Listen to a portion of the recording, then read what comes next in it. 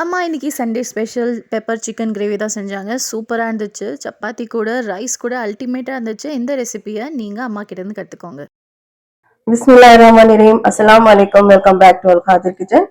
நான் இன்னைக்கு செய்ய போற ரெசிபி வந்து பெப்பர் சிக்கன். நான் 1/2 கிலோ சிக்கன் எடுத்திருக்கேன். ஒரு சைஸ்ல 2 வெங்காயம் எடுத்திருக்கேன். மெலிசா சாப் பண்ணி வச்சிருக்கேன்.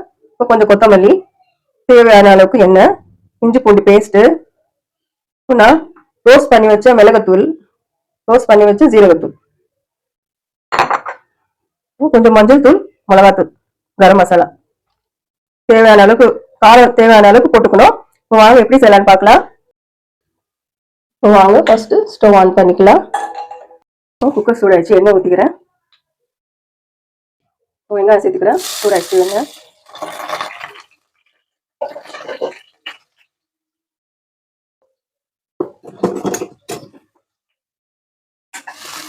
எண்ணெய் சூடானதும் வெங்காயம் சேர்த்துக்கணும். நல்லா வதக்கி விடணும். நல்லா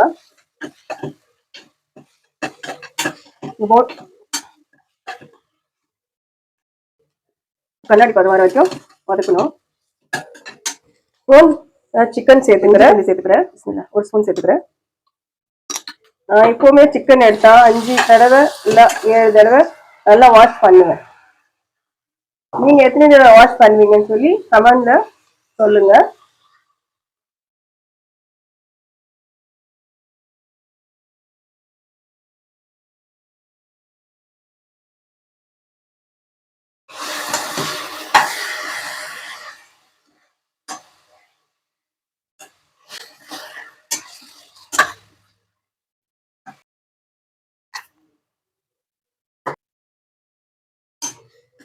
இந்த ரெசிபி எப்பவுமே ஈஸியா குயிக்கா செஞ்சிடலாம். இந்த ரெசிபி பெப்பர் சிக்கனு தக்காளி இல்லை, தேங்காய் இல்லை, எதுவுமே இல்லை. வெறும் வெங்காயம், கொத்தமல்லி, மசாலா, இஞ்சி பூண்டு, அவ்வளோதான். ஈஸியா சிம்பிளாகவும் இருக்கும்.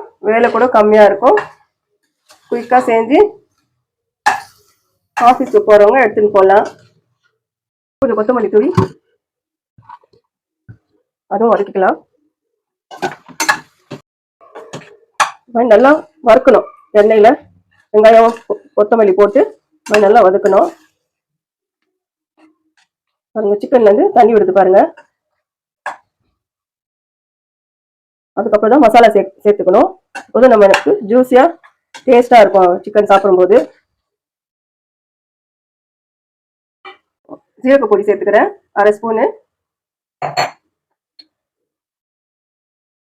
மிளகு வந்து 1 ஸ்பூன் போட்டேன்னா, நான் மிளகு சிக்கன் தானே இது, பெப்பர் சிக்கன்றால அதிகமாக போடணும். பெப்பர் வந்து அதிகமாக போடணும்.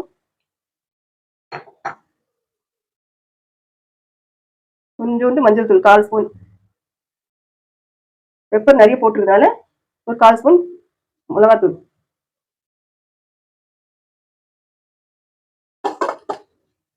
இதெல்லாம் சேர்த்து நல்லா வதக்கிக்கணும். இந்த மசாலாவோட பச்சை வாசனை போற வரைக்கும் ஃப்ரை பண்ணிக்கணும்.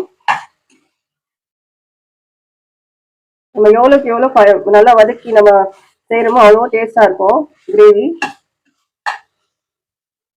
சிக்கன் போட்ட உடனே, மசாலா போட்ட உடனே நம்ம செஞ்சுட்டோம்னாக்கா இந்த டேஸ்ட் வராது. நம்ம எவ்வளோ அளவுக்கு வதக்குறோமோ அந்த அளவுக்கு டேஸ்ட் வரும். எண்ணெய் ஊற்றி பாருங்க. மசாலாலேருந்து எண்ணெய் பாருங்க, பிரிஞ்சு வருது பாருங்க எண்ணெய். இந்த மாதிரி இந்த ஸ்டேஜ்ல தேவையான அளவுக்கு தண்ணி ஊற்றிக்கலாம்.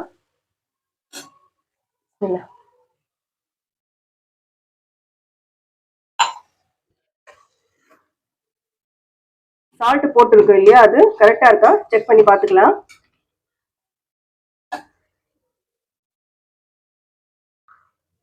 கரெக்டா இருக்கு. கம்மியா இருந்தா சேர்த்துக்கணும் கொஞ்சம் சால்ட்டு. இப்போ கரெக்டா இருக்கு, போட தேவையில்லை. ஒரு கொதி வந்துடுச்சு. இப்போ குக்கர் மூடி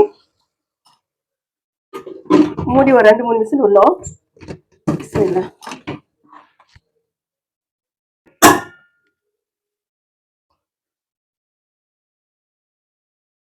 கொஞ்சம் காற்று கூட இல்லை, அவ்வளோதான். ஓப்பன் பண்ணிக்கலாம். எப்போவுமே குக்கர் வச்சா எல்லாம் அந்த காற்றுலாம் ஃபுல்லாக எடுத்துட்டு அதுக்கப்புறம் தான் ஓப்பன் பண்ணோம். ஓப்பன் பண்ணக்கூடாது, ஆபத்தில் தான் போய் முடியும். அதனால பார்த்து செய்யுங்க. குக்கர்ல செஞ்சாக்கா பார்த்து செய்யுங்க. ஆன் பண்ணிக்கலாம். கரெக்டா இருக்கு இந்த கிரேவி, செமி கிரேவி. இந்த ஸ்டைல்ல கொஞ்சம் கரம் மசாலா.